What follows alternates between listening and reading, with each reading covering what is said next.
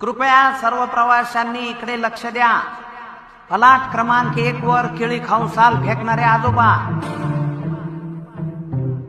जेवणाचा डबा धुवून पाणी फेकणाऱ्या आजी, सातारा कोल्हापूर गाडी जवळ चिप्स खाऊन रिकामं पाकिट फेकणारा शाळकरी पोऱ्या, आणि फलाट क्रमांक 3 वर पुडी खाऊन थुंकणारे युवा नेते, आणि एकूणच छान प्रवास करायचा सोडून कचरा करायला आलेल्या सर्व मंडळींनी ध्यान देऊन ऐका।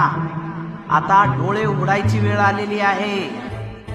स्वच्छता ही काही एकट्या दुपट्या माणसाची जबाबदारी नाहीये, ती सर्वांची जबाबदारी आहे। घाणीचा वास माणूस पाहत नाही, तो जसा सामान्य माणसाच्या नाकात शिरतो तसा व्हीआयपीच्या पण, आणि या घाणीमुळे रोगराई सुद्धा पसरते। त्यामुळे आपला परिसर स्वच्छ असणं ही आपल्या सगळ्यांची महत्वाची गरज आहे, आणि हाच दृष्टिकोन डोळ्यासमोर ठेवून आपल्या एसटी महामंडळानं सुरू केलंय हिंदू हृदय सम्राट बाळासाहेब ठाकरे स्वच्छ सुंदर बस स्थानक अभियान।